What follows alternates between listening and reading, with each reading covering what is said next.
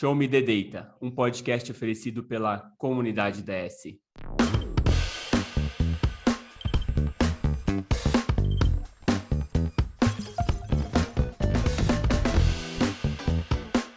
Olá, eu sou o Almir e a minha dúvida é: se meu robô de investimento se rebelar, ele vai comprar ações da Boston Dynamics ou da Sony? Nossa, homem. Olá, ouvintes, meu nome é Meigron, mas pode me chamar de Meigron, e a minha frase de impacto é sobre a bruxa baratuxa e sua palavra cabalística, que é Parangarico Tirimíhuaro.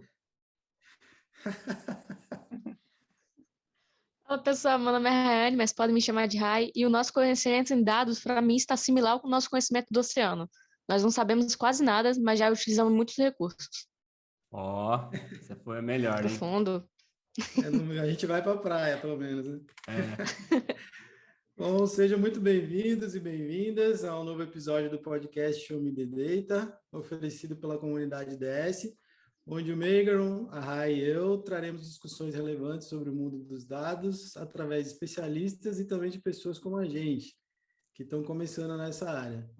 Hoje a gente vai receber aqui o Vitor Gomes, que tem uma carreira aí na área de dados em algumas das maiores instituições financeiras aí do Brasil, como Itaú e XP. E ele é cofundador, né, da Trading com Dados, como eles se designam, uma provedora de inteligência para o mercado financeiro brasileiro.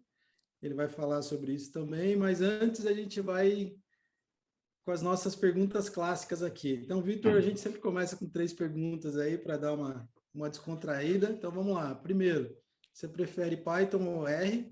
Segundo, você come coxinha pela ponta ou pela base? E terceiro, é biscoito ou bolacha? Nossa, O várias Vitor. perguntas complicadas, hein? Já começa o nível hard. Não, total. E antes de você responder, o Almir falou que é para descontrair, mas na verdade é para saber de quem você é mais amigo, porque dependendo das escolhas que você fizer aqui, a gente vai falar assim, não, é mais amigo do Almir, da Rai ou meu. Então, Vou me pensa aproximar de bem. um ou de outro. Para gerar atenção, entendi. então. Complicado. Já tô ficando nervoso aqui. Cara, entre Python e R, nossa, complicado. Hoje, Python, mas há 3 anos atrás eu seria o maior fã de R do mundo. Então... Adoro R. Mas você faz muita coisa com Python e a gente não pode negar que o Python te leva muito mais longe. Tá? Pode ser uma dura realidade ouvir isso, mas o Python te leva muito mais longe, a gente tem que admitir isso. Cara, coxinha, começa a comer pela ponta. Vou comer pela ponta ainda até o final. Polêmico pelo menos também, na minha né? terra é como se faz, né? Qual que era a outra pergunta? Biscoito ou bolacha? Biscoito ou bolacha? Tem biscoito e tem bolacha. Tem biscoito e tem bolacha. Lá em Natal você tem os dois. Você tem o biscoito, normalmente o que é biscoito pra gente? É aquela biscoito recheado, né? Que tem um pacote e tal que você compra. Não fala marcas aqui que eu não posso fazer merchandising. Né? Mas bolacha é uma coisa mais artesanal, que tem no saquinho, na padaria, tal. Isso é bolacha. Então, assim, lá a gente tem os dois. E quando você dá um tapão na pessoa, é o quê? Tapão na pessoa, é um tá ligado. Lá na minha terra chama tá ligado. Então, chega ele a falar bolacha. Boa, Vitor. Não, o pessoal não chama de bolacha, não. Então é isso, pô. Tostines patrocina a gente. Manda bolacha ou biscoito. Pra gente comer aqui. Mas é engraçado essa questão do Brasil, né? É bem diferente, cara. Se pegar lugares diferentes assim, as pessoas têm percepções totalmente diferentes sobre as palavras. E a gente fez, inclusive, episódios aqui com não brasileiros. Então, pra gente, cada dia é uma novidade. Tem gente que come coxinha até pelo lado, aí, pra você ter ideia. Como é que você traduziu? Mas eram brasileiros? Eram estrangeiros? Eram estrangeiros, mas que estudou aqui no Brasil um tempo, então falava Tá, entendi. Porque eu já ia te perguntar como é que você traduziu coxinha para eles, então. Né? Não. Se não for nativo, não conhece, não tem jeito. Qual foi o termo em inglês? Boa, Vitor. Vitor, já falando de regionalidade, conta um pouquinho de você, cara. De onde você é, onde você estudou, o que você fez, como é que você chegou na ciência de dados. Conta um pouquinho a tua história pra gente. Legal. A minha história ela é um pouquinho diferente, talvez, que o pessoal aqui do Sudeste está acostumado, né? Que você pegar, principalmente o mercado financeiro, que é onde eu construí minha carreira aí por 6, 7 anos. Cara, o mercado financeiro é muito concentrado aqui, né? Principalmente São Paulo. A gente sabe que São Paulo é muito forte, assim. E eu caio de paraquedas. Eu me sinto realmente, assim, como é que se diz? Esqueci o andarilho, né? Caí aqui de paraquedas, pá, aqui em São Paulo. Estou aqui há 5 anos. Basicamente, eu fiz engenharia mecânica, então sou formado em engenharia mecânica pela Federal do Rio Grande do Norte. Legal.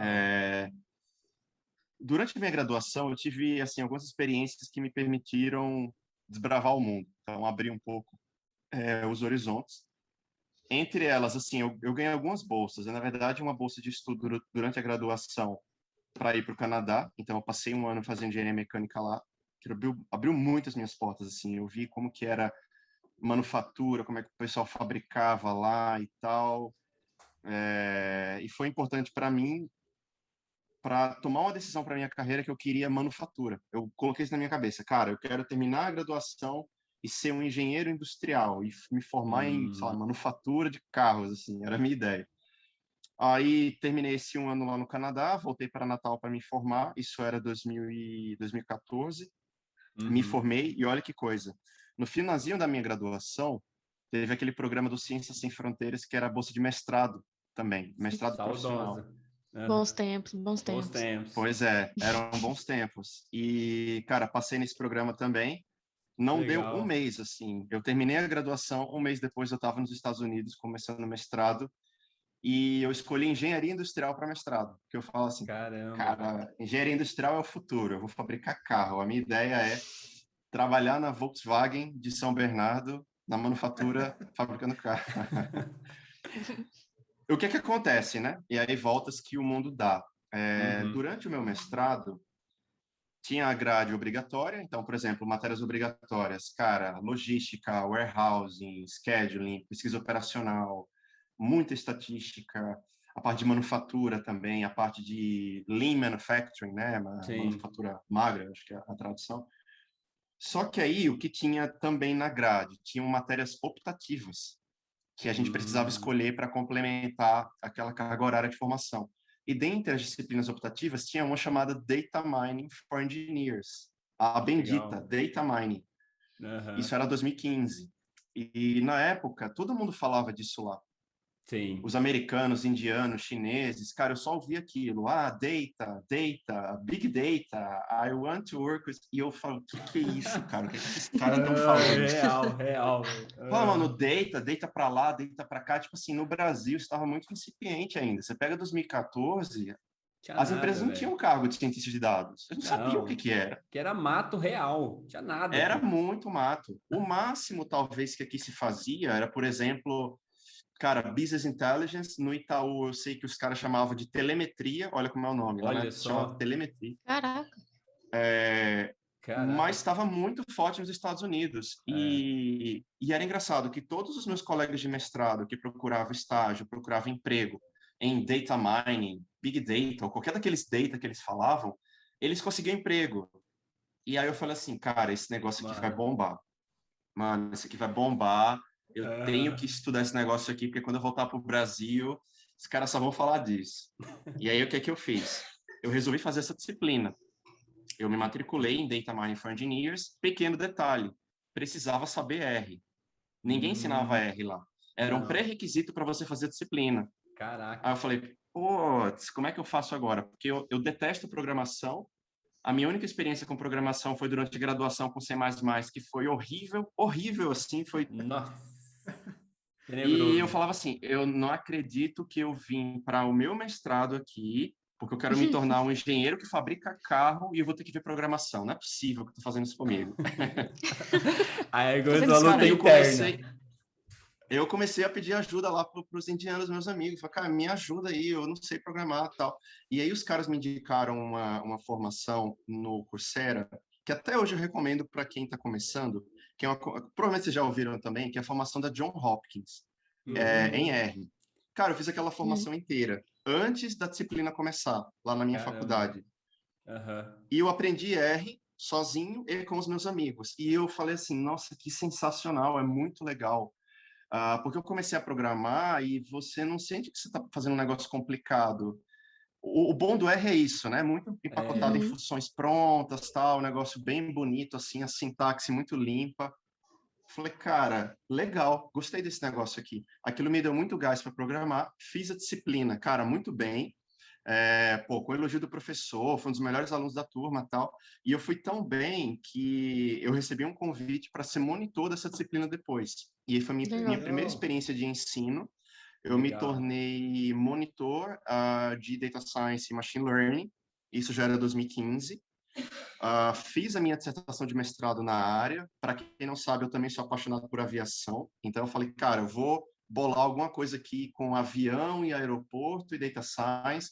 O meu projeto, basicamente, foi prever quais aeroportos dos Estados Unidos iriam se tornar hubs em X anos. Eu não vou lembrar agora, faz um tempo. Cara, terminei a minha graduação, terminei o meu mestrado com esse pensamento. Vou voltar para o Brasil para me tornar cientista de dados, porque isso é o futuro. O cara estava muito empolgado. Voltei para o Brasil em 2016. Tentei inicialmente criar uma startup de data science para o setor hoteleiro, porque eu sou lá de Natal e lá em Natal é turismo, basicamente, hotel e tal. Basicamente, eu e os meus 2 sócios na época tentamos conduzir essa startup, mas que não deu em lugar nenhum, porque você chegava para os hotéis e falava assim, olha, eu vou criar um modelo preditivo para isso. Vou fazer um app scrapping no TripAdvisor para pegar os reviews do seu hotel e fazer uma análise de sentimento. Aí o cara olhava assim para você e falava, tá, isso vai aumentar meu faturamento? Cara, era esse tipo de coisa que a gente ouvia. Era muito, muito incipiente. Ninguém entendia o que a gente queria fazer. A gente, depois de 6 meses, resolveu enterrar a ideia, desistimos. E aí eu fui procurar emprego. E aí, nesse processo, o Itaú me encontrou. Fiz várias entrevistas, aí vim morar aqui em São Paulo para trabalhar no Itaú. E aí, cara, o resto é história. Trabalhei 2 anos no Itaú como cientista de dados pleno. Depois fui para a XP. Aí na XP eu tive a oportunidade de ser sênior, depois especialista, depois coordenador. Nesse meio tempo, a gente criou o blog da Trading com Dados, na verdade eu e o Lucas, né, que foi meu sócio, que a gente criou a Trading com Dados, que foi como um projeto ali, cara, hobby. Posta um conteúdo aqui e tal. Só que foi crescendo, chegou uma hora que eu precisei tomar uma decisão. Não dava para eu trabalhar na XP e, ao mesmo tempo, tocar Trading com Dados, sair da XP e hoje eu toco exclusivamente a Trading com Dados aí, tenho muito orgulho. Uma empresa que, apesar de muito pequenininha, mas, cara, é a nossa paixão. Então, basicamente é isso. Legal, Vitor. Só puxando esse gancho aí, então, o que seria Trade com Dados, para quem não te conhece e para quem não conhece muito o trabalho? Tá, definindo em termos simples, assim, bem diretos, a Trading com Dados, ela é uma escola de profissionais quantitativos. O que a gente fala, o que a gente quer dizer com quantitativo, né? O quantitativo, ele está relacionado com um termo também muito famoso no mercado financeiro, que é o quant, né? O que é o quant? Ele é um analista quantitativo, ele é um profissional que sabe matemática, estatística, ciência de dados, machine learning, programação e mercado financeiro. Ele basicamente é responsável por utilizar tudo isso para melhorar a tomada de decisão no mercado financeiro, tá? Que decisão? As mais variadas possíveis. Pode ser uma decisão no trading, então como tornar o seu trading mais eficiente, como mandar ordens de fato que se aumente a eficiência das suas operações, você fazer melhores testes, então, por exemplo, desenvolver uma estratégia para operar no mercado, a gente faz o que a gente chama de backtesting, então eu avalio aquela estratégia no passado e vejo se ela de fato retornou aqueles resultados que a gente esperava. Cara, tem tanta coisa aqui. Por exemplo, uma área muito nova dentro desse mercado de finanças quantitativas é o que o pessoal chama de alternative data, ou dados alternativos. O que é isso? É a gente utilizar dados que não são óbvios para tomar a decisão no mercado financeiro. Legal. Essa é uma das áreas que eu acho assim, mais fascinantes dentro desse mundo que a gente está inserido, porque ela te permite tornar... Eu te dar um exemplo, aqui para vocês, eu acho que vai ficar mais claro o que eu estou querendo dizer. Quando eu estava lá nos Estados Unidos, em 2015, eu fiz uma entrevista para uma empresa chamada Cargometrics. O que a Cargometrics faz? Eles monitoram dados de navio em tempo real ao redor do mundo. Então, eles sabem onde o navio está, qual que é a bandeira, de onde o navio saiu, para onde ele está indo, o que é que o navio está carregando, se o navio está cheio, se não está, quantos containers o navio tem, se ele estiver carregando containers. Cara, é sensacional, é sensacional. Incrível. E uma das coisas mais fascinantes que eu ouvi, eu sempre conto aqui para o pessoal, quando eu vou em palestra e tal, e, obviamente, tinha um NDA na época, eu não poderia estar falando isso se fosse há 3 anos atrás, mas o NDA já expirou, então eu posso. Então é tudo nosso agora. Agora é nosso, cara, agora é da comunidade. Agora o conhecimento é nosso, boa. Eu falo pro pessoal, quem quiser implementar isso no Brasil, cara, tem meu apoio. Eu vou dar um jeito aí de me tornar sócio, se vocês quiserem implementar isso, a gente vai tentar fazer. Boa. Mas, basicamente, então, o que eles conseguiram identificar? A Rússia invadiu a Crimeia em 2014, tá? Isso era um evento que era pouco antecipado, assim, no mundo. Os caras identificaram algumas movimentações estranhas de navios, e aí eu sempre erro o nome do mar, porque eu nunca sei se é Mar Negro ou Mar Cáspio, mas acho que é Mar Cáspio, tá? E eles apostaram que haveria algum conflito naquela região do Cáucaso. E eles entraram comprados em petróleo, né? Entrar comprado no mercado financeiro, que a gente fala, basicamente é você comprar alguma coisa e estar posicionado no lado da compra e não da venda. E os caras compraram um contrato de petróleo. O petróleo estourou, porque a Rússia invadiu a Ucrânia, a gente sabe que a Rússia é um grande produtor de petróleo, gás natural, etc. E os caras ganharam muito dinheiro, muito dinheiro. Então, isso é uma coisa que tem muita gente apostando hoje, principalmente nos Estados Unidos, em como capturar dados que aparentemente não são óbvios, mas podem te dar o que a gente chama de edge, né? Edge, tipo, seria uma vantagem no mercado financeiro. Isso é uma das coisas que a área onde a gente está inserido pesquisa. Tá? Legal. Então, como eu falei, tem uma infinidade de coisas que a gente faz aqui. Desde, por exemplo, ver a distribuição dos retornos de um papel para ver se ela se aproxima a uma curva normal. Ver o nível de skillness, por exemplo, de uma distribuição, porque às vezes o papel ele está tipo skilled para a direita, por exemplo, ele está mais inclinado, ele tende a ter retornos mais gordos. A gente faz esse tipo de coisa. E, basicamente é isso, assim, eu acho que mais direto, né? A gente busca responder à pergunta: como é que, utilizando estatística, matemática, ciência de dados e programação, como eu melhoro a tomada de decisão no mercado financeiro?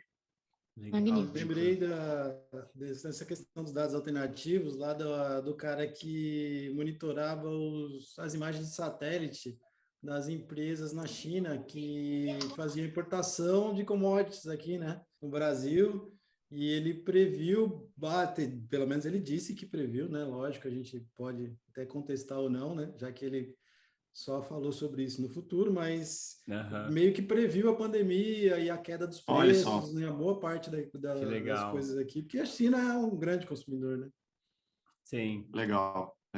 O que eu acho legal também dessa área que o Vitor mencionou é que eu imagino que tem toda uma pesquisa ou um foco muito naquelas correlações espúrias, né? Porque a grande dificuldade de você trazer os dados externos é você encontrar realmente se existe um efeito correlacionado, né? E causal, na verdade, não correlacionado. Que é a famosa história da correlação do Nicolas Cage e pessoas que morrem no filme, né? Toda vez que o Nicolas Cage aparece no filme, as pessoas morrem.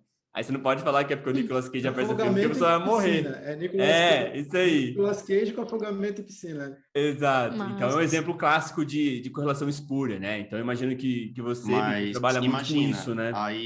Aí você pega isso e cruza com o dado do Ibov, por exemplo. Aí pode dar uma correlação alta. Aí o cara vai falar, caramba, quando o Nicolas Cage apareceu, o Ibov subiu. Tipo, isso é uma coisa que realmente é desafiador, tem isso. Com certeza. É uma coisa que eu gosto muito no mercado financeiro, é que, cara, é tudo muito experimental, assim, não existe muito preconceito do que dá certo e do que não dá. Legal. A gente tenta tudo. Tem, por exemplo, um fundo que a gente admira bastante nos Estados Unidos, e aí deixa uma dica, né, quem quiser pesquisar e tiver interesse, que na verdade, é uma empresa que gera o fundo, né?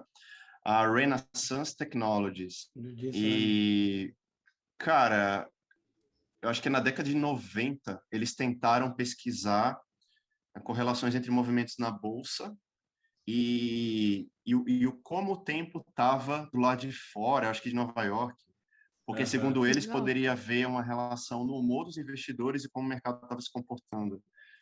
Então, assim, funciona, não funciona? Não sei. Vamos testar, vamos pegar esse dado aqui, vamos fazer um monte de coisa. Cara, caixa preta, alguma coisa vai sair daqui. Eu acho isso muito fascinante, assim, sobre o mercado financeiro. Aliás, a famosa criação de povos. Sensacional, você tem ele. Aí, ó. O Jim Simons, que eu já até falei desse livro aqui, ele que era o cara da Renaissance. O Jim Simons, ele é um gênio, assim, totalmente fora da curva.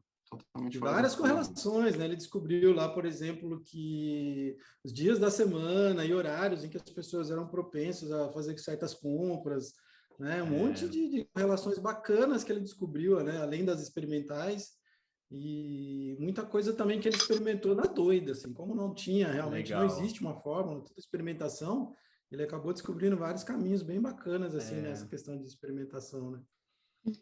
Eu gosto também de um tema, gosto muito do tema de hábitos, né? Eu acredito muito em hábitos, assim. Eu acho que, na verdade, a gente é consciente 2%, os outros 98% a gente é movido por hábito, né? E aí, no fundo, você encontrar essas correlações que ninguém está olhando, é você estar olhando para o hábito inconsciente da pessoa que ela está emitindo, mas ela não está percebendo, né? Então, eu acho isso muito incrível, você olhar para as reações e movimentos, essas coisas que as pessoas produzem inconscientemente pelo hábito e a gente capturar isso pelos dados que eles geram, né? Eu acho isso muito incrível, assim. Total, cara, você tá certíssimo. Fala muito disso, né? O Daniel Kahneman fala muito disso. Eu ia falar disso da sua participação lá no podcast de Neurotrading, né? A gente fez 2 episódios aqui sobre neurotrading, recebemos a Daiane Souza, ela é especialista nessa temática de neuroeconomia e neurotrading, inclusive o Almir, ele deu excelentes contribuições quando a gente gravou aqueles episódios, e aí, Meigor, eu acho que fala muito disso que você está falando também, né? Porque o Kahneman, ele tem uma extensa pesquisa sobre isso, que, cara, muito do que o ser humano faz, se comporta, ele não tem absolutamente, assim, nenhum controle, nenhuma consciência. E uma coisa que muita gente cai, né, no erro, às vezes, é de pensar que o mercado financeiro ele é algo, cara, determinístico, você consegue com métricas puramente matemáticas entender para onde vai. Não, você não consegue. O que a gente usa aqui em termos de modelagem matemática é muito para reduzir o risco. Você consegue reduzir o risco.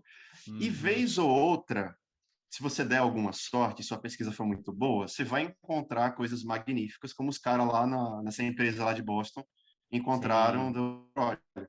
Então, assim, você tem que ser um pesquisador muito eficiente, muito competente, para eventualmente dar sorte e encontrar um cisne negro. Não acontece com todo mundo. Não acontece. Porque é isso. O mercado financeiro, eu falo muito para o pessoal, assim, o pessoal às vezes chega, mas esse modelo de machine learning que você está fazendo, ele vai prever o preço da Petrobras amanhã? Eu falo, cara, não, eu nem estou tentando fazer isso. E se eu tivesse, provavelmente eu estaria muito overfitado. Porque o próprio dado do preço, ele carrega uma quebra de premissa, porque ele é dependente no tempo. Então, o preço hoje o preço amanhã vai ser muito correlacionado com o preço hoje, que vai ser com o de ontem, então eu não tenho qualquer modelo nesse sentido, ele vai estar muito overfitado. Né? Perfeito. Até são premissas... É interessante que a primeira coisa que as pessoas que vão para esse lado tentam descobrir, ou acham que podem, é a questão de descobrir o preço, né? De prever preço. E é uma das coisas que todas as pessoas que já estão no mercado financeiro evitam, né? Exatamente. E aí eu queria perguntar isso para o Vitor, assim, Vitor, um pouquinho da sua percepção, né? O que eu vejo de fora, assim, como um investidor comum, né? Eu vejo que o mercado financeiro, ele é um mercado onde o desejo, ele é muito alto, né? Porque você mexe com o ganhar dinheiro fácil, digamos assim, né? Você tem lá R$10, de repente sobe, você ganhou 100, e você ganhou R$90 sem fazer nada, né? E infelizmente a gente vai caminhando para umas gerações onde as coisas são mais rápidas e mais fáceis, e o trabalho duro, consistente, ele vai caindo em desuso e dando lugar aí, digamos assim, ao que é fácil, né? Então, eu vejo que quem está de fora do mercado olha muito o mercado financeiro e quer muito ir para lá como uma oportunidade de ganhar fácil muito dinheiro. Só que quem está dentro do mercado vê o contrário, né? Vê um mercado que você tem que trabalhar muito consistente, e o valor que as pessoas dão para algumas métricas é completamente diferente das outras que as pessoas estão fora, né? Como o preço, por exemplo, né? que é um investidor e olha para os fundamentos e entende como que uma empresa funciona, ele sabe muito bem que, né, EBITDA é muito mais, às vezes, importante do que o preço volátil ali no final, né? Eu queria que você comentasse um pouquinho, Vitor, dessa percepção, assim, de quem trabalha dentro, quem trabalha fora, o que cada um valoriza. Cara, eu concordo muito com você. Eu acho que sua visão realmente ela é muito lúcida, né?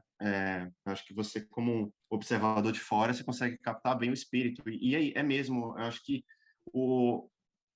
para quem está no mercado financeiro já há um tempo, e eu digo não só operando no mercado, como quem está dentro trabalhando também, porque muda um pouco, sabe? Quando você está dentro de uma corretora, de um asset, você vê aquilo acontecendo, a sua percepção ela tende a ser muito madura. Por exemplo, eu trabalho numa corretora aqui e eu atendo vários clientes, tal. Pode ser que você não esteja perdendo, mas você está do lado comercial e vendo seus clientes perdendo, você está numa posição às vezes mais calma, mais tranquila, mais lúcida, está vendo onde o cara está errando, né? Então, a posição realmente mais madura. Então, o que é que a gente fala para o pessoal? Cara, você está começando no mercado financeiro agora, coloca a sua grana, não vai para simulador, não sei o quê, coloca a sua grana e experimenta, entende qual que é a sua reação, né? Você tem que se conhecer, você tem que saber como você reage sobre isso, porque tem uma participação inconsciente muito grande. Você só vai descobrir isso estando lá dentro, né, do mercado financeiro.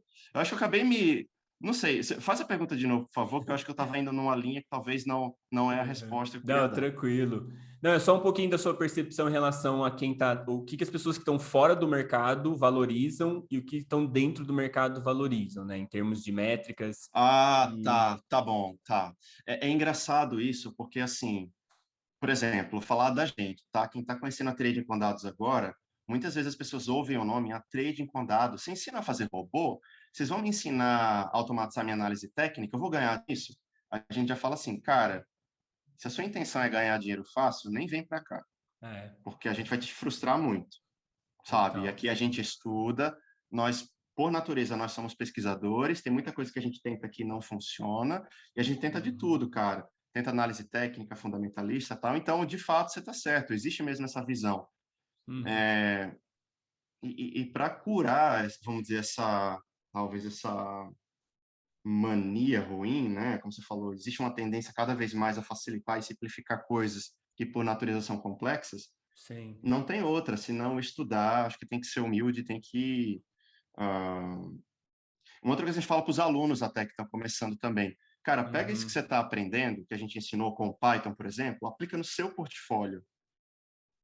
Vê como reage o seu portfólio para você se conhecer, entendeu? Exato. Mas, cara, é uma tendência realmente que a gente verifica, assim. Para ser sincero, eu tenho visto cada vez mais. Eu não acho que isso vai reduzir, pelo contrário. Eu acho que à medida que mais e mais pessoas entrarem na bolsa, vai acontecer cada vez mais. Mas eu acho que é porque isso é inerente ao do ser humano, né? Quando a gente citou, por exemplo, o Daniel Kahneman, a teoria dele é de 1970 e poucos, então já é muito antiga. E a gente, ainda assim, conhecendo isso tudo, a gente tem ferramentas melhores para poder lidar com isso, mas não quer dizer que a gente vai mudar esse comportamento. É uma coisa já enraizada. Então, essa questão do ser humano de querer ganhar dinheiro fácil, daquela coisa de não, Bitcoin, eu vou colocar ali R$50, daqui um ano eu estou milionário, sabe? De vou pro day trade, que aí é só ficar 2 horas na frente do computador, eu vou ficar rico. Eu acho que uma coisa que, até complementando com a pergunta do Megro também, eu acho que uma coisa que a gente fala para o pessoal, e até é interessante, quem vê de fora do mercado financeiro me ouve falando isso, o cara vai falar assim, pô, mas você trabalhou no mercado financeiro, você não acredita no mercado financeiro? Não é que eu não acredito. É que eu acho que as pessoas colocam... cara, elas mudam a ordem das coisas, tá? E a ordem das prioridades. O que é que constrói seu patrimônio? O trabalho constrói seu patrimônio. Perfeito. Isso é algo que você tem que proteger. É o seu trabalho que você se dedicou. Cara, isso tem que estar protegido, tem que estar num lugar... A maior parte dele tem que estar num lugar seguro. Só que à medida que você acumula capital, você pode se dar ao luxo de fazer com que aquele capital rentabilize, como a gente chama, né? Sim. Então, você acha que você tem um excedente? Pô, juntei um capital que para mim é suficiente viver, se eu perdesse meu emprego, eu estaria tranquilo por 5 anos, tal. Cara, excelente. O que é que a gente vai fazer então? Você vai pegar o excedente do seu capital e você vai rentabilizá-lo. Você vai começar a fazer coisas de maior risco. Aí, cara, aí o céu é o limite. O que é risco? Ações, fundos imobiliários, ETFs, BDRs, aí entra cripto também. Eu sou um grande fã do mundo de cripto. Tem esses doidos também que abrem CNPJ e vão tentar empreender e fazer empresa, isso é risco também. Então, assim, Total. à medida que você tem esse capital excedente, cara, se permita arriscar. Então, acho que essa é a sequência das coisas. Qual que é o grande problema do brasileiro, às vezes? Acho que o brasileiro ele é muito levado pela emoção, né? Então, falta um pouco desse sangue frio e dessa lucidez para falar assim, cara, a minha estratégia é essa daqui, é ABCD. Eu vou seguir ABCD, não importa o que esteja acontecendo. Vai ser, tipo, 70% em um lugar muito seguro, depois eu vou colocar 20% em ações, tal, e segue isso. O que é que a gente vê as pessoas fazendo na prática? O cara tá desesperado porque tá faltando, putz, não tenho dinheiro aqui para fazer, sei lá, comprar uma coisa como eu, aí o cara vai lá, entra numa criptomoeda esperando que amanhã ganhe 20%, sabe? Então, tem que colocar as coisas nos lugares corretos. Eu acho que é talvez a grande lição, tá? Bom, Legal. Trazendo um pouco de volta aqui para a área de dados, Vitor, como que você acha, quais são os caminhos, né, que a ciência de dados pode contribuir aí para os bancos, as corretoras e outras instituições financeiras? Legal, tá. Eu vou tentar dar alguns exemplos de acordo com o que a gente vê no nosso dia a dia, com o que a gente fornece para os nossos alunos e os nossos alunos entregam de volta, porque eu acho isso muito bacana, né? A gente tem a nossa comunidade e, assim, vários dos nossos alunos, eles trabalham no mercado financeiro. Cara, a gente tem aluno em asset, em corretora, em research, o pessoal traz de volta, às vezes, os desafios que eles estão passando. Ontem mesmo eu estava conversando com alguns alunos e eles falaram assim, putz, uma dificuldade que eu tenho aqui é de montar um pipeline para, cara, obtenção de dados de fundo de investimento, sanitização desse dado, torná-lo mais... fazer data prep, basicamente, armazená-lo no banco de dados seguro e que eu consiga trazê-lo de fácil acesso, seja no AWS, no Azure da vida, trazer aquilo para um ambiente em Python e que eu consiga fazer análise super rápido. Ou seja, cara, o meu aluno ele está com dificuldade de cunho de engenharia de dados, né? Não dificuldade analítica. Não é financeiro mais. Isso é muito comum. Isso é muito, por incrível que pareça, por mais que em alguns setores, e aí acho que Megro pode falar também, acho que com propriedade, assim, cara, alguns setores no Brasil avançaram muito em data science. Você pega, por exemplo, os próprios bancos, o varejo, acho que logística, pega exemplos, por exemplo, cara, a Magazine Luiza, hoje, grande referência em ciência de dados. Se a gente trouxer para o mercado financeiro, tá? E principalmente o mercado financeiro de atacado institucional, é bem incipiente. Tem muita coisa para melhorar. Cara, Mato Alto, assim, eu não posso falar nomes aqui, né? Mais uma vez, nomes de empresas, senão vou me dar mal. Mas a gente conhece players do mercado financeiro que os caras fazem tudo em Excel, cara. O cliente faz um negócio, boletou, tal, entrou no fundo, comprou tanto lá de renda fixa, aí o fundo, o operador vai lá, cadastra na planilha Excel, a posição do cliente, não sei o quê. Se amanhã o cliente sair, ele vai ter que puxar o arquivo em Excel, ver quem saiu. É muito legal então, assim, isso, Vitor. Total. Sabe, tem muita oportunidade. Por isso que eu falo pro pessoal, o mercado financeiro, cara, tem muito para avançar aí nos próximos, bota aí, 5, 10 anos. E aí, Almir, eu acho que, dando a resposta, tentando ser abrangente e ao mesmo tempo rápido, no pipeline inteiro de dados, você vai ter desafios no mercado financeiro, tá? Desde a parte da obtenção, do tratamento, data prep. Cara, você pegar dados demonstrativos da CVM, Nossa se alguém da CVM está me vendo aqui, é muito ruim. Se tá vendo, por favor, arruma essas coisas lá. Eu também fiz um abstract um tempo lá, pelo amor de Deus. Deus me livre. Tipo Receita Federal, cara. Não, faz cara, isso a gente montou uma estrutura para os alunos que, assim, uma grande dificuldade é você pegar trimestres diferentes, né? Porque a CVM, ela faz arquivos CSV separados. Aí você tem que fazer isso manualmente. Traz um CSV, muda o trimestre, traz o outro e vai empilhando. A gente montou um loop para os alunos para fazer isso de uma vez. Então, assim, olha, trabalhar com dados da CVM, da B3, Basta um pouco mais fácil agora, até mandar um abraço aí para o amigo Rafael Castro, acabou de criar uma biblioteca sensacional chamada PyBacen, então Bacen tá mais fácil, mas assim, cara, CVM, B3 tá complicado. E aí você vai andando no pipeline, né? A parte analítica, onde que a gente pode avançar. Nem precisa entrar no Quant ainda. A própria parte de análise técnica e fundamentalista, você pode fazer com o Python. Olha que bacana. Cara, você pode gerar uma análise técnica com o Python, sei lá, cruzamento de médias móveis, né? Pessoal que lembra aí dos conceitos de séries temporais vai entender. Basicamente, você tem uma série temporal, uma média móvel mais longa, uma mais curta. Quando a curta cruza a longa, ela dá um sinal. Se ela cruza para cima, é o momento de comprar. Se ela cruza para baixo, é o momento de vender. Você consegue fazer isso com o Python. Ele identifica o momento que as médias se cruzaram, você solta um sinal, um data frame. Ao momento que cruzou, você tem uma coluna 0, completamente 0. Ao momento que cruzou, a coluna fica 1. Você pega esse sinal de trading, joga para uma ordem. Tipo, cruzou, o que você faz? Você compra, aciona a compra. Isso é uma coisa que dá para fazer muita coisa legal com o Python. Que legal. Análise fundamentalista, que a gente está falando agora. Traz os dados da CVM, sanitiza, faz data prep bonitinho e tal. Cara, calcula os indicadores fundamentalistas com Python. Muito bacana. E, cara, eu acho que eu dei a pontinha do iceberg aqui. Pontinha do iceberg. Eu já vi gestor, por exemplo, que ele está usando o algoritmo, se não me engano, TensorFlow, para pegar os calls trimestrais de resultado das empresas. Aí o algoritmo dele lê o call inteiro e resume os pontos principais, para ele não ter que ficar ouvindo o call inteiro. Nossa, que legal. Então, assim, já começa a ver umas pitadas de deep learning aí também. Sim. Cara, o céu é o limite, é o que eu falei. O pipeline inteiro vai ter aplicações possíveis. Total, Vitor. Fora os malucos, né? Que colocam fórmulas, coloca filtro de calma, coloca movimento browniano, cada uma dessas coisas sensacionais para analisar o mercado financeiro. Pois é, aí é daí para pior, cara. Aí os caras realmente vão explorando a... Teve um dia desse, eu vi um cara que estava usando, eu acho que era redes neurais convolucionais, se eu não me engano.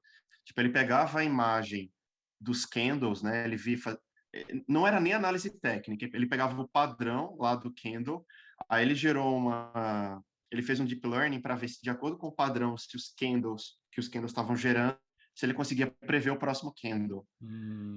Mas, por enfim, imagem, cara, né? por experimento, por imagem. Nossa, incrível. Ele pegou a foto lá para ver. Foto Acho que é bem legal a ideia.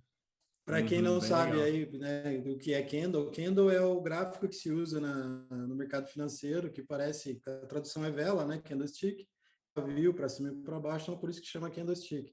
Então, basicamente, né, um dos estudos que tem no mercado financeiro de candlestick é você olhar o gráfico e tentar encontrar padrões ali, né? Então, o que o Vitor está explicando é o uso de machine learning para aprender olhando para você, né? Ele identificar, né? E o mais legal...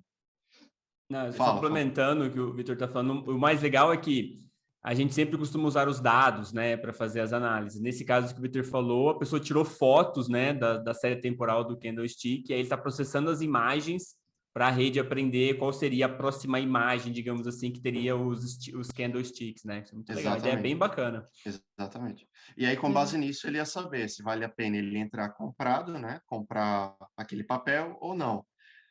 Eu vi um dia desse, cara, o pessoal eles pegaram entrevistas com CEOs na Bloomberg e eles estavam, tipo, fazendo reconhecimento facial para ver se, de acordo com a expressão do cara, ele conseguia prever o movimento que a empresa dele ia fazer no dia seguinte. Quem quiser dar uma pesquisada depois. Galera tá aí da fundo mesmo, hein? Não, gente, existe padrão em tudo, existe padrão em tudo, só basta encontrar. Verdade. Calma, Rai, a frase de efeito no final isso. só. Perdão, eu fico chocado com essas coisas. Eu vou até dar se eu consigo encontrar o nome desse artigo aqui para passar para o pessoal depois. Legal, a gente põe lá na descrição para o pessoal quiser Mas ver. era algo assim, cara, facial recognition, para, tipo, prever movimento de estoques. Big Boss. Não, mas isso é muito, muito incrível, assim, o Vitor falar. E uma coisa também que eu queria trazer para a galera, assim, eu trabalhei numa corretora também um tempo, né? E as né, até foi vendida já e tal, mas as corretoras, elas não só vivem, né, de fornecer esses produtos financeiros para as pessoas comprarem, mas tem muitas outras áreas, né? Você tem marketing, você tem produtos, você tem várias outras coisas que encaixam ciência de dados, atendimento, né, e tudo mais. E ver o Vitor falando, assim, sobre como está incipiente isso, né? Eu acho que é o único área que ainda tem back-office, velho. Você sabe o que é um back-office, Rai? Não. Bom, Back-office explica aí. é tipo assim, é um grupo de pessoas que fazem o trabalho manual. Então, a pessoa coloca uma ordem, entra no Excel, a pessoa tem que fazer aquilo e tem que passar para uma outra e, sabe, são pessoas executando as coisas. Não tem automação em Python, não tem código, nada. Então, tem back-office, são empresas que têm back-office, sabe? Tipo, você tem um monte de pessoas ali que, às vezes, poderiam estar fazendo outras coisas e você tem pipeline de dados que fariam tudo aquilo, sabe? É muito doido. Muito boa definição, cara. Eu acho que eu vou até te complementar. Eu diria back-offices em áreas diferentes. Mais uma vez, né? Ele pode citar nome da empresa aqui, mas, cara, tem o back-office do comercial, tem o back-office da renda fixa, tem o back-office da renda variável, tem o back-office da tesouraria. Tipo, todas elas vão ter um back-office, vão ter os caras que vão ficar lá. Eu já tenho a ver muito back-office mexendo com Python, tá? Isso é uma tendência que eu vejo de uns 2 anos para cá, back-office contratando quem sabe Python, muito para automatizar esses processos. Né? Mas eu fico me perguntando, né? Por que o mercado financeiro é tão resistente a essa mudança? Eu não sei, não tenho uma resposta pronta para isso. Eu acho que talvez a própria... Assim, o mercado financeiro, por natureza, ele é meio conservador, né? Você implementar uma coisa muito nova, assim, da noite para o dia, acho que o pessoal talvez fica com receio, né? Pô, volumes muito grandes de dinheiro passando por aqui, imagina uma coisa dessa dar pau, e aí? Total, Vitor. Né? A minha visão sobre isso é do tipo... O mercado financeiro, eu acho que ele é muito antigo, né? Porque o dinheiro é muito antigo, né? Então, você tem um mercado muito antigo, né? Enraizado, e você tem apostas muito altas, né? Então, o medo é muito alto, né? Então, você tem muitos volumes de dinheiro investido e, às vezes, é melhor você tomar uma decisão como pessoa baseada na tua experiência do que, às vezes, você compartilhar a decisão com algoritmo, alguma coisa, né? Porque como é que você vai explicar para a pessoa que perdeu que quem tomou a decisão não foi você, né? Então, tem, assim, você tem certas, né? Você tem certas forças assim que deixam o mercado mais engessado, né? Então ele é mais delicado de você modificar, né? Ele não é igual um e-commerce que se você errar o número de camisetas que vai vender, tá tudo bem, né? Beleza, 10 camisetas no estoque lá, tem R$100 lá, mas pô, e o volume de milhões investidos, né? Um movimento errado ali, como é que você vai explicar que foi não, foi o algoritmo aqui que falou, eu não tenho mais. Entendeu? Então eu acho que é um pouco isso também, né? A contrapartida disso é justamente o argumento para a implantação da coisa de dados, porque, por exemplo, o ser humano, ele, né, voltando no Kahneman lá, ele toma muitas decisões, às vezes erradas, levadas pela emoção e outras coisas, e aí é onde entra a automação, machine learning, os algoritmos, que, na verdade, são decisões humanas colocadas no código, colocadas no modelo matemático, né? Só que emoções humanas, não, decisões humanas, sem a emoção, né? Porque aí o algoritmo ele vai tomar uma decisão. Não adianta o cara falar, eu não sei como que ele tomou aquela decisão. Não, foi programado para tomar aquela decisão com decisões humanas colocadas ali, né? Sempre pelo melhor caminho, lógico que tem um aprendizado de máquina por trás, né? Mas tudo a base é essa, né? O que a vantagem é justamente essa, não ter a emoção. É que muitas vezes as pessoas não confiam, né? Justamente nisso. E quando é o meu dinheiro, aí não sei, né? Exatamente. Essa é a minha dúvida, assim, uma dúvida... Não, pode falar, pode falar. Não, é que uma dúvida assim... Eu só ia falar de uma... Eu acho que tá um pequeno delay aí, a gente não conseguiu casar o tempo. Mas só complementar esse ponto do Almir, eu acho que assim, existe uma dualidade no mercado financeiro que é... Como é que eu posso dizer? Como é que eu posso definir isso? É o contato versus a escalabilidade. É um trade-off que existe. Então, por exemplo, às vezes eu vejo algumas instituições que elas ficam com medo do ganho de escala, porque no ganho de escala e automação, investimento em dados, você perde um pouco o contato com o cliente.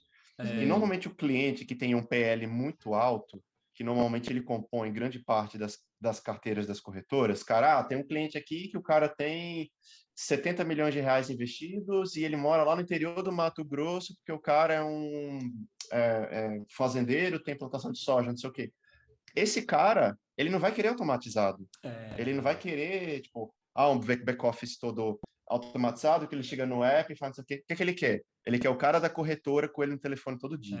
Ele quer o cara da confiança dele, que ele liga assim, ô fulano de tal, compra 100 mil de Petrobras para mim, por favor. Então, uma coisa que eu noto muito é essa dualidade. O pessoal fica, tipo, mas se eu ganhar em escala para pessoa física e trouxer investidor individual, eu vou perder o cara grande.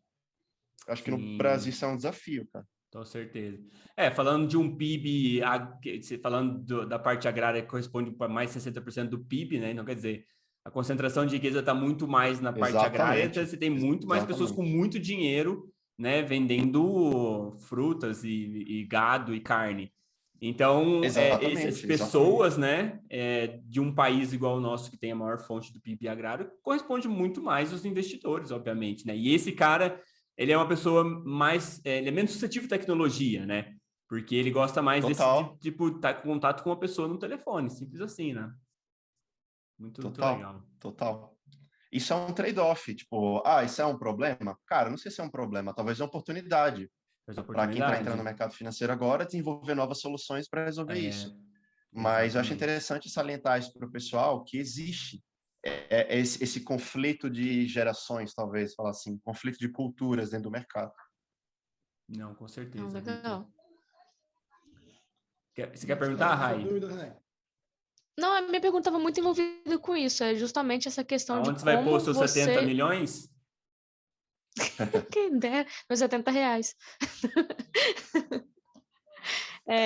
Justamente isso, como você explica ou mostra, porque assim, como o Megan disse, quando a gente está trabalhando com marketing, uma coisa assim, você pode falar, espera aí que você vai ver isso aqui funcionando. Só que eu vejo que você não consegue fazer isso numa corretora, por exemplo. E aí, como você mostra para uma pessoa tão conservadora, pessoa ou empresa tão conservadora, essa questão assim de falar, calma, vai dar certo.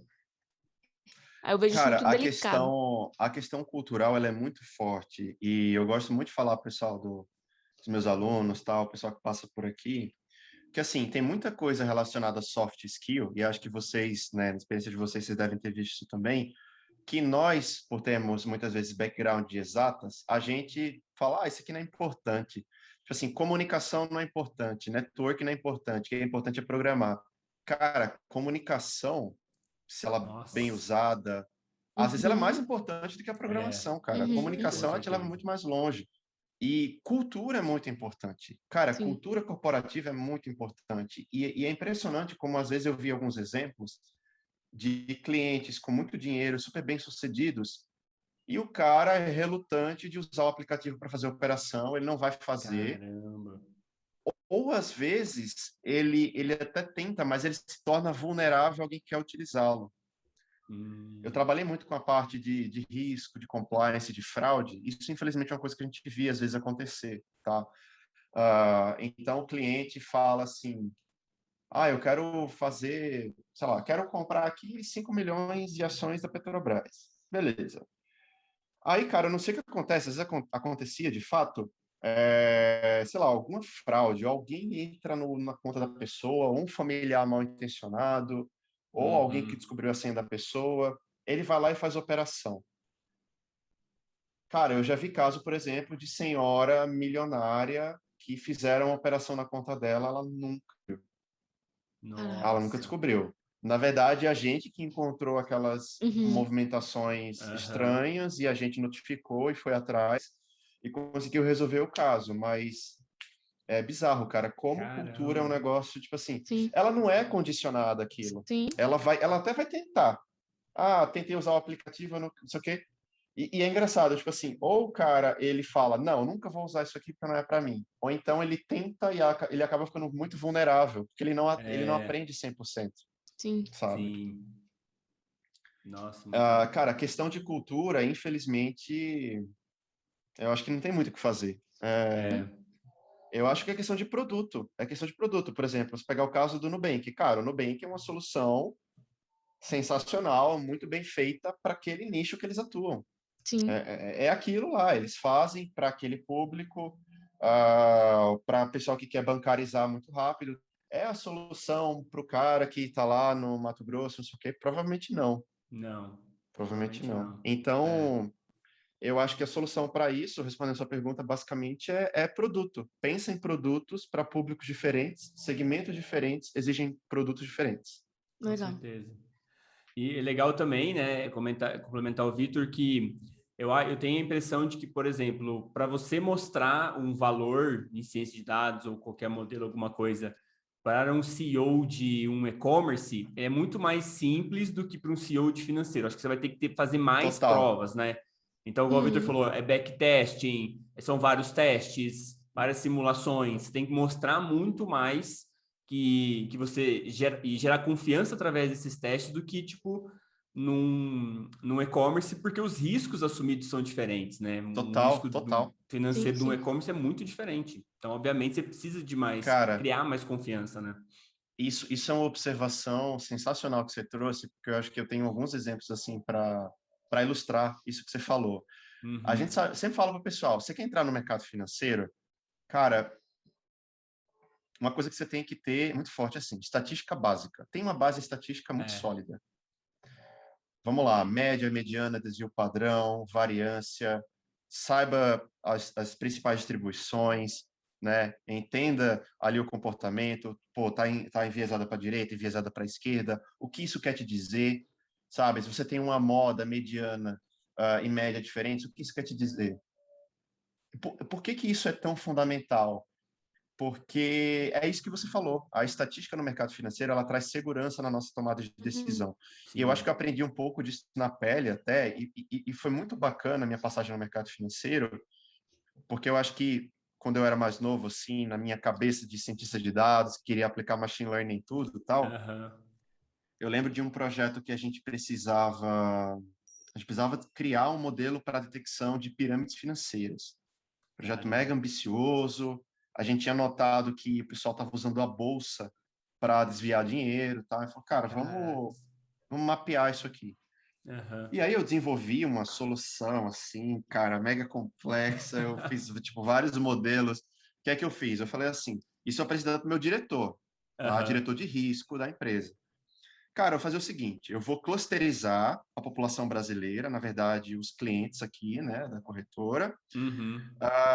Para cada um dos clusters, eu vou criar um modelo diferente, um modelo de classificação, onde a gente vai pegar, como tinha poucos casos de fraude, era um evento raro, a gente forçou uma variável explicativa, então falou assim, cara, o cliente que apresenta comportamento ABCD é o que a gente considera como cara fraudulento. Para cada um dos clusters eu vou ter um modelo diferente, e aí eu vou pegar esses clusters, vou ver a propensão de cada cluster, e, cara, um bagulho assim, gigante.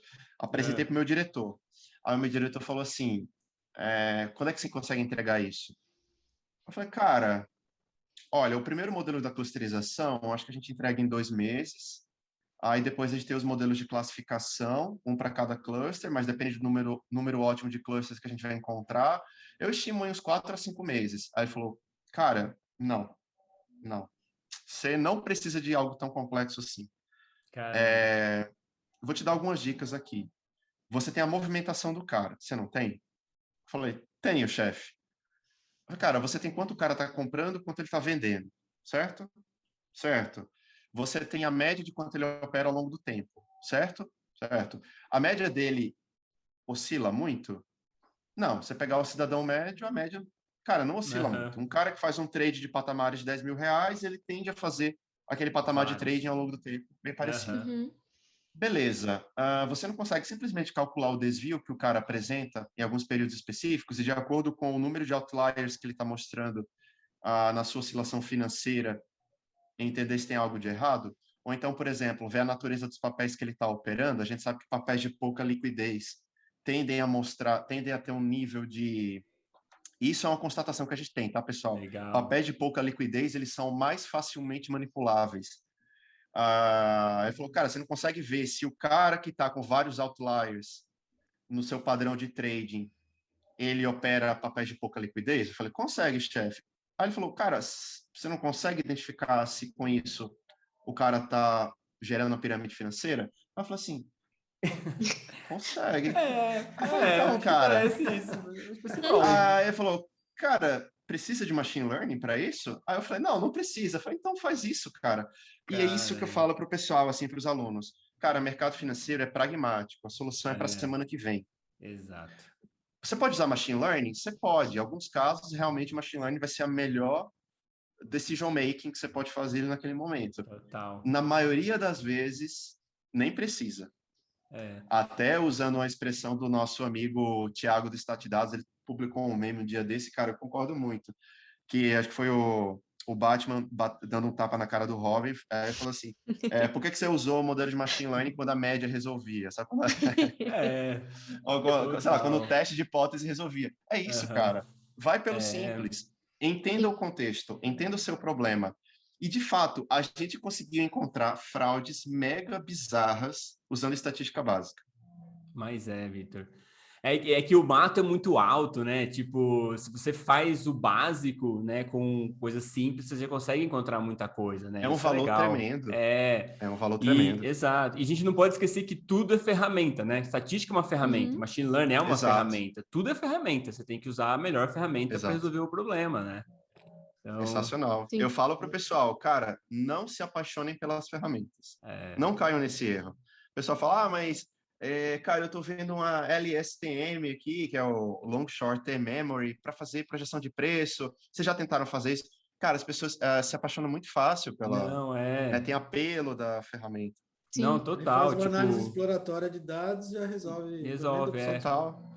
Não, mas eu tenho sentimento também, tipo, tô lá no Instagram, às vezes respondendo uns stories pro pessoal, umas perguntas, aí a pessoa pergunta assim, mas e o OTML? E o Tableau? A vontade de colocar a mão na tela, assim, e tapa na cara. Não é sobre a ferramenta, é sobre o problema, caramba.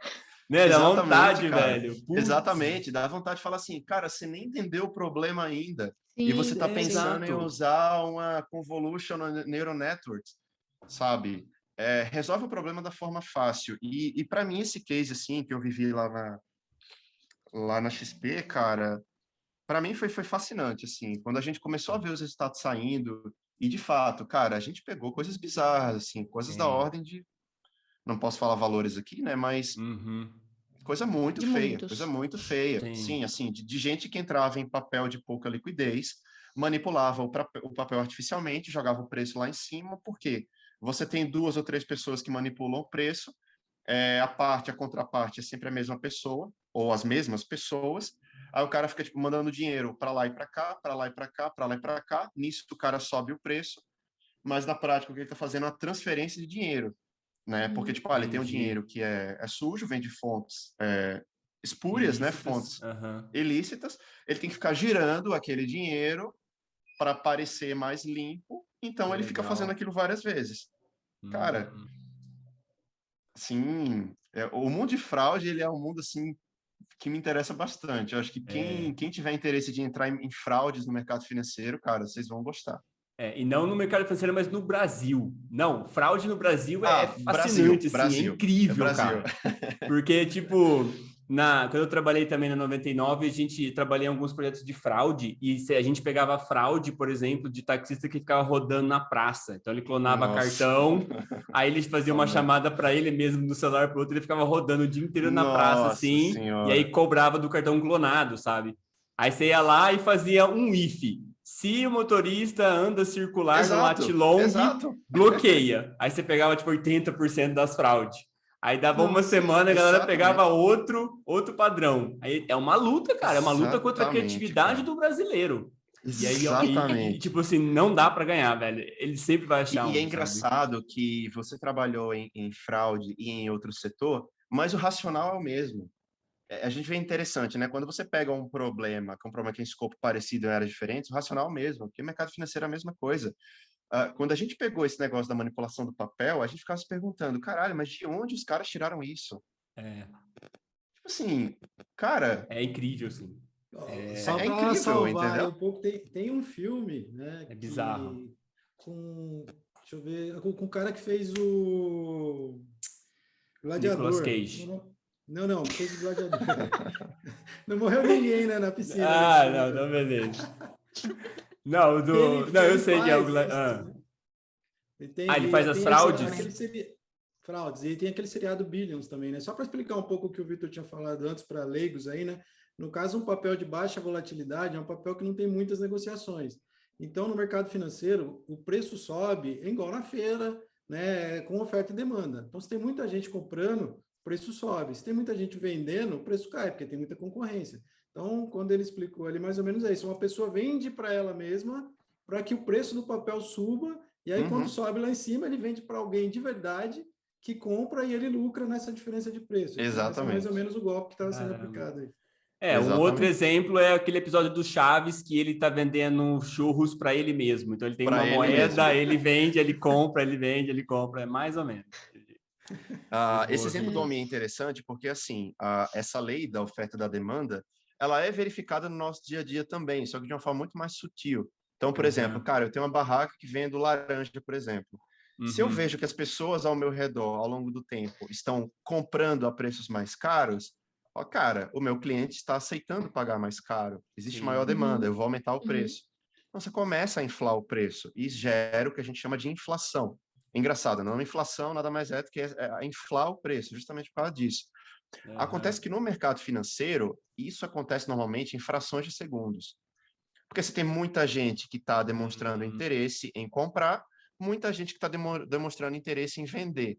Quando você tem um papel de muita liquidez, por exemplo, Petrobras, por mais que tenha alguém ali que é mal intencionado, cara, tem muita gente que está lá formando o que a gente chama de book de ofertas, né? Book de ofertas é o lugar onde você joga as ordens. Então vai ter muita gente tentando comprar, muita gente tentando vender, então meio que se anula. Quando a gente vai para um papel de pouca liquidez, em tese, teoricamente, é muito mais fácil manipular o preço. Você vai ter você e alguns amigos, vocês vão ficar jogando ordem, sempre aumentando o preço vai aumentar artificialmente. Você vai mais para frente, pega depois seus papéis e vende a um preço mais alto. Obviamente, a bolsa ela tem os seus mecanismos para detectar quando isso está acontecendo. Tá? A bolsa ela consegue perceber se você tem sempre os mesmos players comprando e vendendo para si. O que acontece? E aí, Meigro, não vê isso que você falou realmente do brasileiro. O brasileiro é realmente, cara... monstro. Você detecta uma coisa, amanhã o cara pensa em outra coisa. Exatamente. É absurdo. Quando você começa a perceber que os caras, eles estão fazendo isso com pessoas diferentes. Então, assim, quando é a mesma pessoa, comprando e vendendo, ou as mesmas pessoas, a bolsa vai lá, pá, detecta, né? Tem uns ifs ali que eles detectam, tranquilo. Agora, e quando são pessoas diferentes? E quando tá, tipo, comprando e vendendo, e sendo sempre pessoas diferentes. Mas você percebeu algum indício que ali, intrinsecamente, essas pessoas têm uma relação entre si? Como é que você faz? Cara, complicado. Como é que a gente começou a perceber? Análise sociodemográfica. A gente começou a perceber que as pessoas que estavam comprando e vendendo, elas vinham dos mesmos lugares do Brasil. Periferia de São Paulo, periferia de Curitiba, periferia de BH. Começamos nossas investigações, a gente foi bem atrás, assim, bem no nível granular. Eu acho que isso é uma coisa muito bacana para cientista de dados também. Não tenham medo de colocar a mão na massa. Às vezes o cara fala assim, mas isso não é o trabalho do cientista de dados. Quem faz o trabalho granular aqui é o business analyst. Beleza, tudo bem. Na teoria só que você está aqui para resolver o problema. Exato. Então, o que vai definir muito do seu mérito é o quanto você coloca para resolver aquele problema. Então, assim, cara, nós mesmos, como cientistas de dados, a gente foi atrás de descobrir o que é que faz com que essas pessoas da periferia criem contas fantasmas e operem com dinheiro que nem é delas. A gente começou a encontrar, cara, coisas muito bizarras. E aí você tem gente que comprava CPF, aí tem laranja no meio. Cara. Então, eu já vi cartela, eu já vi cartelas falando assim, qual operadora você quer comprar e em qual aplicativo de transporte você quer fraudar, tinha uma cartela que você escolhia, assim, é bizarro, assim, é muito Mas é o mesmo esquema, é muito parecido, só que é assim, eu compro o teu CPF, e aí eu opero como se eu fosse você. E aí você tem N contas possíveis, fantasmas, para operar como se fosse elas. E aí o que você faz? Você vai manipulando o preço sem ninguém saber. Caramba. Porque fica muito difícil para os algoritmos tradicionais identificarem que são as mesmas pessoas por trás, entendeu? Nossa. Mas, enfim, isso é um caso muito bizarro. Não, total. E se você que está nos ouvindo, está nos vendo aí, quer ter uma dinâmica, quer uma vida dinâmica, investigador, Sherlock Holmes ali e tal, cara, vai para ciência de dados em fraude, velho. Você vai ser um investigador. Muito. Cara, mas todos os essa dias é a você vai melhor ser parte de ciência de detetive. dados. Essa é a Mas melhor parte Milton de ciência de dados, cara. Você, cara, todo problema de negócio que você resolve é um caso, cara. Sherlock Holmes total. Total. Incrível. E na área de fraude lá, a gente falava, cara, o melhor lugar para trabalhar com fraude é o Brasil. Porque você descobre uma coisa, semana que vem vai ter outra, e nunca vai parar, cara. Porque a gente fala assim, tudo que a gente já viu aqui, sabe? Não, pode continuar, bizarro, desculpa. realmente. É um trabalho que você nunca vai ser mandado embora, porque você está sempre gerando um emprego, uma demanda para você, né? É igual que a gente fala entre programadores, né? Geralmente, quando você faz um código, você nunca faz ele perfeito, você adiciona um bug para ele estourar lá na frente, porque daí você vai ter que consertar, porque foi você que fez, aí você coloca outro bug, aí você gera uma espiral de emprego para sempre, porque você sempre vai ter que arrumar um problema que você mesmo criou, entendeu? Boa ideia. Genial. Total. Total. E mais um para terminar, eu lembro na época que eu trabalhava na área de fraude lá no... Não, na verdade não era a hora de fraude, eu trabalhava na área genérica de dados do Itaú, e a gente fez um case uma vez para a área de consignado. E isso é uma coisa bizarra, o padrão de fraude no consignado estava mudando cada vez mais. A gente percebia que ao longo do tempo estava saindo de pessoas mais novas, de faixa etária, nossa faixa etária, entre 20, 30, 35 anos, e estava se aproximando da faixa etária de idosos, cara.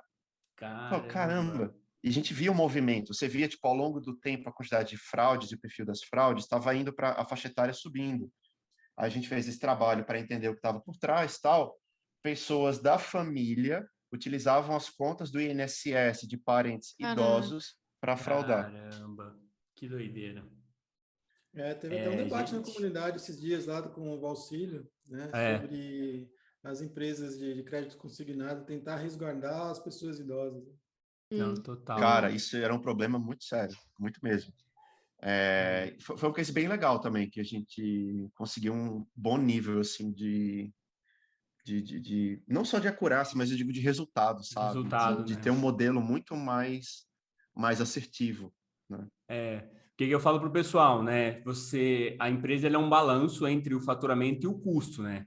Se você diminuir o custo, você também traz resultado para a empresa. Então, não é só, às vezes, vender, não sei o quê, mas, cara, diminui o custo, né? E aí, a diminuição de custo não é só você, né, manter os custos fixos, mas é também você, tipo, reduzir fraude, chargeback, essas coisas que vazam, aumentam o teu custo, né? E tem muita coisa no universo de fraude que você pode cortar em termos de custo. Você tem, por exemplo, o que a instituição teria que pagar, o banco teria que pagar para cobrir o rombo que ele tomou, por exemplo, né? Porque tipo, ele tem que destinar uma parte, às vezes, do caixa dele para cobrir um rombo que ia para um empréstimo, para crédito, e tem esse lado, mas às vezes tem a própria imagem da instituição. A gente tem alguns casos aqui no Brasil de instituições que foram lesadas, cara, por clientes mal intencionados que fizeram fraudes milionárias, e aquilo pode acabar com a empresa. Então, isso é uma coisa também que no mercado financeiro se leva muito a sério, e acho que por isso também o mercado financeiro ele tende a ser muito tradicional, porque ele é sempre muito cuidadoso, né? Às vezes pode ter um cliente realmente que faça alguma coisa muito errada, e do dia para a noite a empresa tem que fechar as portas. Né? Caramba. Muito legal. É muito, muito, muito legal mesmo. E, Vitor, conta um pouquinho, assim, pra gente sobre a ciência de dados no mercado financeiro, assim, pra galera que quer começar, você indica um caminho, Como que se Legal, prepara? legal. Precisa ser um gênio? Como é que é? Como é que é essa história do gênio da matemática como cientista de dados? Absolutamente não, cara. A gente conversa muito com o pessoal, né, que já fez, tanto ex-alunos quanto o pessoal que a gente chama para live e tal, e já está no mercado financeiro.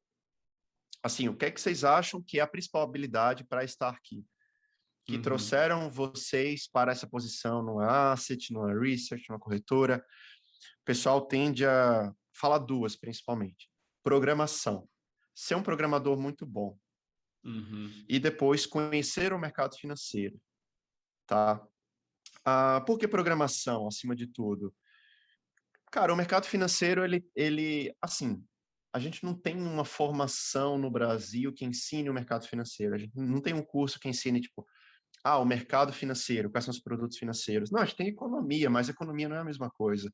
Entendi. Então, assim, isso é uma coisa meio que unânime para quem trabalha no mercado financeiro. Você quer conhecer o funcionamento do mercado financeiro? Trabalhe no mercado financeiro. Cara, em qualquer área, como você falou, back-office. Vai para o back-office. Trabalha lá nos seus primeiros anos de júnior com operações manuais, entende o linguajar das pessoas, entende o que é uma boleta, entende o que é, né, você entrar posicionado, uma compra, uma venda, o que é um long, o que é um short, o que é um BTC. Entenda o funcionamento, tá? E em cima disso, programação. Aí, além disso, né, eu acho que para complementar, estatística. Então, quem quer ter um cunho mais analítico, eu quero me tornar realmente um cientista de dados que minera informação para tomar decisão sobre qual papel comprar, por exemplo. Aí vai precisar um pouquinho de estatística, tá? O quant também, se você quer ser um analista quantitativo, cara, um background legal em estatística e matemática, porque se faz muito uso de terminologias matemáticas. Eu acho até engraçado que o pessoal de data science, e que normalmente foca muito em machine learning, eles tendem a desprezar um pouco a parte matemática, né? Não sei, porque às vezes fica um pouco de receio, tá falando, quero aprender isso, quero focar na programação. Beleza, mas em algumas áreas, tá? Principalmente o quant, você tem que entender o que você está fazendo. Sim. Você tem que entender o porquê daqueles papéis. Montei uma operação aqui de long and short, né? Basicamente, o que é isso? Você entra comprado num papel, vendido em outro. Tem alguns cálculos matemáticos que a gente faz, né? Com o processo de cointegração, um cálculo matemático que você faz para escolher qual papel você vai comprar, qual papel você vai vender. Você tem que entender de matemática para fazer isso. Com certeza. Então, acho que para resumir assim a resposta, cara, a programação e conhecer de mercado financeiro. Para conhecer de mercado financeiro, cara, entra no mercado financeiro. Encontrou uma vaga de back-office super manual, que só tem Excel? Esquece seu preconceito, pelo menos no começo, nos primeiros anos, e entende o funcionamento de mercado. E aí, aos pouquinhos, você vai complementando isso com Python, com Data Science, e eventualmente a sua migração dentro do mercado financeiro, ela vai ser muito mais fácil. Sim. Tá? Eu acho que é basicamente isso. Legal, e se não conseguir com um trabalho no mercado financeiro, vem para trade com dados. Pois é, vem aprender aqui com a gente, né? A gente faz o possível. Cara, a gente tem muitas histórias legais, assim, de alunos que estão aí, né, fazendo carreira com sucesso em várias empresas de mercado financeiro. E é engraçado, porque muitos dos nossos alunos, eles nem trabalham necessariamente com data science, mas tem aluno, por exemplo, que ele tem perfil mais de dev. Ele usa Python, mas ele usa Python para tarefas muito mais, talvez, para engenharia de dados, /dev. Ele está lá trabalhando com APIs, está montando o back-end, ele está fazendo web scraping da CVM, está automatizando o back-end de uma corretora, nesse sentido. Eu gosto sempre de falar para o pessoal, assim, o mercado financeiro, ele é um universo gigante, cara. E a programação / ciência de dados, ela vai te ajudar em qualquer um desses universos. Tá? Com certeza. Eu criei uns robozinhos de expert advisors com MQL5. Eu só sabia isso na época. No MetaTrader, olha só. Sim, para o MetaTrader. Fiz algumas coisas. Eu conheci o do Vilela, né? Por conta do Vilela, eu queria fazer algumas coisas que o do Vilela não permitia. E aí eu falei, cara, eu vou dar uma olhada aqui, achava, porque em inglês você acha muita coisa, né? Sim. Sobre MQL5, sobre os robôs e tal. E aí eu cheguei a fazer alguns para brincar lá, tudo em backtest, lógico, mas foi onde eu cheguei aqui, né? Não querendo fazer propaganda, mas já fazendo, aqui a gente já começou a trabalhar com MetaTrader dentro do Python, tá? Que é uma coisa que o pessoal pedia bastante, e a gente já fez algumas operações, mas a nossa ideia é avançar mais até. A gente quer automatizar operações até mais complexas, né? Utilizando essa API do MetaTrader dentro do Python. Isso é uma Eu coisa... fiz, eu utilizei já. Eu já fiz uns robozinhos, eu até adaptei uns robozinhos lá, mas mais para testar a API, que até então eu não conhecia. E aí eu queria ver como é que funcionava e tal. Mas já baixei aqui o MetaTrader de novo e eu estou até pensando em colocar aqui para rodar de novo alguma coisinha. Aí tá meio que Foi faltando um análise pouquinho. técnica? Eu conheço análise técnica. Mas esses robôs foram com análise técnica ou foi alguma outra Foi com estratégia? análise técnica, mas eu pretendo fazer Legal. outra coisa. Porque agora o Python abre outro leque, né? Que no MQL5 você não tinha isso. Você não conseguia Uhum. analisar um NLP, você não conseguia analisar outras coisas, né? Ah, Agora total, com o Python total. você pode fazer o que você quiser. Você pode colocar ele Pode, para analisar o exatamente. Twitter e verificar lá se o CEO das empresas estão falando ou qual o sentimento das pessoas em relação a um certo ativo e usar isso dentro de um algoritmo machine learning para poder tomar a decisão. E se falar que sim, aí você vai lá e automatiza a compra do papel, né, por exemplo. Então. Muito legal. Realmente isso que fascina a gente, sabe? São essas possibilidades aí. Muito legal, Muito Vitor. legal. E, Vitor, olhando um pouquinho para o futuro, assim, né? Eu também tenho a mesma percepção que você, a gente está um pouco atrasado dos Estados Unidos, né? Eu acho que as coisas acontecem um pouco lá primeiro, depois Sim. a gente recebe aqui. O que você vê, assim, de tendência para o mercado financeiro junto com Data Science, assim? Quais são suas apostas? Legal, legal. Cara, essa pergunta é muito boa, porque até casa um pouco com a fase que a gente está vivendo aqui dentro. A gente começou muito com o foco de formação de profissionais. Então, assim, a Certo. gente falou, cara, vamos criar trading com dados de forma que eu consiga formar bons profissionais e atender uma demanda aqui do mercado financeiro. O que é que a gente tem notado? Cada vez mais as pessoas têm nos procurado, não porque o cara quer entrar no mercado financeiro, mas que ele quer aplicar no investimento dele. Então, a gente tem recebido muito investidor pessoa física que tem aprendido isso para aplicar no seu próprio portfólio. Isso já é uma tendência que vinha também. Se você olhar, por exemplo, dos Estados Unidos, né, eles têm de fato essa cultura mais do advisor, né? Você tem tipo o robo-advisor e algo que automatiza suas operações e tal. E eu vejo que está se difundido por aqui, cara. As pessoas elas têm levado as finanças quantitativas, né, ou quant, como a gente chama, não meramente de uma forma formal, tá distante lá na corretora, o cara quer implementar quant para ele. Entendi. E muitas vezes com sucesso, tá? Que Muitas vezes com legal. sucesso. A gente já viu muitas vezes assim, pessoas fazendo coisas muito bacanas. O que é que a gente nota, às vezes, que o pessoal quebra um pouco a cabeça e às vezes, né, esbarra. O investidor institucional, né, ou seja, bancos, corretoras, etc., eles naturalmente vão ter acesso a informações que nós, pessoas físicas, não Com temos. certeza. Então, assim, é o que falam no mercado, né? Você é um sardinha tentar competir contra um tubarão. Muito provavelmente você vai perder. E não é porque, tipo, o banco é malvado, não sei o quê. É porque ele tem dados e informações sobre o funcionamento do mercado que a gente não tem. Com Ele consegue certeza. ver a microestrutura de mercado e ver os players, quem está comprando o quê, e a gente não vê isso, né? Exato. Mas, apesar disso, eu acho que essa grande tendência, eu diria que uma grande individualização do investimento quantitativo. Que legal. E só para completar, eu percebo que isso está casado também com uma tendência da disseminação de produtos financeiros. Porque, assim, Entendi. quando ninguém falava de ações no Brasil, há, sei lá, 20 anos atrás, se eu chegasse aqui e falasse de Python para mercado financeiro, eu ia ser taxado de nerd louco. Com certeza. Hoje, se a gente fala Python para mercado financeiro, a gente já nota o pessoal das assets, das corretoras, já fala, oi, como é que eu faço isso aí? Então, assim, você tem alguns níveis de maturidade, as pessoas vão entrando na bolsa, estamos atingindo aí 4 ou 5 milhões de investidores, e é um funil, né? Esse pessoal vem entrando na bolsa, eles vão passar ali talvez 2, 3 anos experimentando a bolsa, vão tomar algumas cacetadas, vão se frustrar. Muitos deles vão ir embora frustrados porque vão ter experiências negativas. A grande maioria vai ficar. Essa grande maioria que fica, o que ela vai fazer? O funil vai começar a reduzir, diminuir. Esse cara que ficou na bolsa, ele vai começar a se especializar. Ele vai ver, tipo, eu consigo aprender mais, eu consigo aprender sobre investimentos americanos, eu consigo investir na bolsa americana, consigo utilizar uma planilha para calcular imposto de renda. Olha só, o cara nem investia, ele já começou a falar em planilha. Excel, não sei o quê.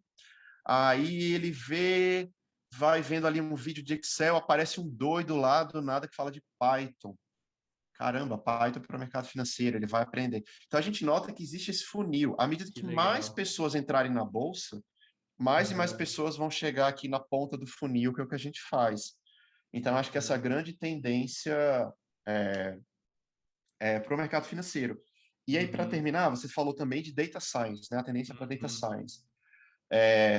Eu vejo, cara, não só assets, mas casas de research montando áreas de data science para explorar áreas que antes eles não exploravam. Então, às vezes, você tem fundos de investimento que o cara é mega tradicional. Ele nem é quant, ele nem é quantitativo, ele nem tem nada automatizado. Mas ele cria uma área de data science para quê? Para chegar para o cientista de dados e falar assim, cara, explora para mim aí o dado de meteorologia e vê se você consegue encontrar algum padrão que explique para mim o preço do café. Pô, será que a chuva no Paraná, em São Paulo, pode elevar o preço da soja? A gente está vendo muito isso. Os caras estão começando a montar áreas de data science para minerar dado, minerar e analisar coisas que antes eles nunca iam ter condições. Então, isso é uma tendência muito forte. Nossa, incrível, cara. Não, muito legal, Vitor. Eu sempre falo para o pessoal, né, que me segue, tanto na comunidade DS, que eu tenho muita para mim que ciência de dados ela vai tomar dois caminhos. Eles vão ter os cientistas de dados mesmo, né, como a gente, que trabalha em vários mercados, trabalhando com dados, depois adapta os problemas para o mercado, e terão aqueles que vão usar a ciência de dados como ferramenta. Ele não é um cientista de dados, mas ele vai usar a estatística, machine learning como ferramenta para melhorar os próprios resultados, né? Seja ele, né, uma pessoa do mercado, seja ele um enfermeiro, por exemplo. Eu tenho um amigo enfermeiro que faz a alocação de prioridades em filas de um hospital, e ele usa a teoria de filas, sabe? Então, ele é um enfermeiro que usa matemática para poder, otimizar algumas coisas do hospital. Então, eu acredito muito nisso, né? Que terão os cientistas de dados, mas terão as pessoas que vão usar a ciência de dados como ferramentas, né? Total, eu concordo muito, cara, porque a gente passa por uma revolução que ela é meio silenciosa. Que aí está relacionada aí com a quarta revolução industrial, a gente fala a internet das coisas, e sensores, e dados, internet em tudo. As pessoas talvez não estão se dando conta, mas tem muito dado e, cara, o tempo todo, diferentes lugares, a capacidade computacional que a gente tem hoje é imensamente superior de 20 anos atrás. Com certeza. Se você pega, por exemplo, o meu computador, cara, faz muito mais coisa do que um banco inteiro fazia 15 anos atrás. Exato. Então, assim, as empresas, elas começam a perceber isso. Pô, eu tenho um computador muito potente, eu tenho dado. Cara, eu tenho dado de meteorologia, dado de tráfego aéreo, tráfego rodoviário, de navio. Alguma coisa tem aqui que eu posso usar. Sim. Acho que elas começam a se dar conta que, como você falou, né? Ou dá para contratar um cientista de dados, ou eventualmente ele contrata até uma ferramenta empacotada, um Alteryx da vida, que ele puxa a caixinha e faz. Mas eu acredito muito nisso. Isso vai estar no dia a dia de todas as empresas, de todas as áreas, e quem não tiver vai ficar para trás. E no mercado financeiro o pessoal já começou a perceber isso. Incrível, cara. Eu acho que quem não tiver dados para tomar decisão, eu acho que corre riscos enormes, assim, de perder mercado e até quebrar, porque outras empresas mais novas, mais rápidas, decisões mais assertivas, com mais qualidade, vêm com muito mais força, né? E a empresa pequena, ela tem uma velocidade, ela é como se fosse, a gente brinca, né? Ela é uma lancha ali no marzão, enquanto aquelas empresas grandes, centenárias, é aquele transatlântico, né? Aí você vê o iceberg na frente, até você fazer a curva para poder desviar, né? A lancha já fez a curva, um monte de curva já só na frente, o transatlântico está tentando se mover, né? Então é muito legal isso. Exatamente. É muito bacana, galera. A única parte triste é que a gente vai morrer um dia e não vai poder ver como que as coisas vão ficar. Mas vamos tentar aproveitar enquanto a gente ficar vivo. Mas morrer cara... Eu queria ver todo esse processo. Eu também, tipo... Pô, não, como diz... Vocês já fizeram parte da pandemia, cara. Olha que momento histórico maravilhoso. Era como se cara... falar assim, olha, eu tava na peste negra lá, sobrevivi. Mas eu ainda tipo boto... assim, antes e depois da pandemia, né? Mas eu ainda boto fé no Harari, cara, no livro dele lá do Homo Sapiens, que ele fala que morrer é um problema técnico. Morrer é um problema técnico, é um bug. Tem que resolver isso aí e a gente passa isso. Mas legal. Aí tem muita discussão. Não, aí pode fazer um podcast desse, hein, Rai? Um podcast só disso. Mas show. Mas acho que é isso, né, galera? Queria agradecer muito ao Vitor aí pelo tempo dele, pelo papo. Acho que a gente agradeço, ficaria cara. Aí até de muito madrugada mesmo. Conversando sobre isso. A gente gosta desses assuntos, eu acho muito legal.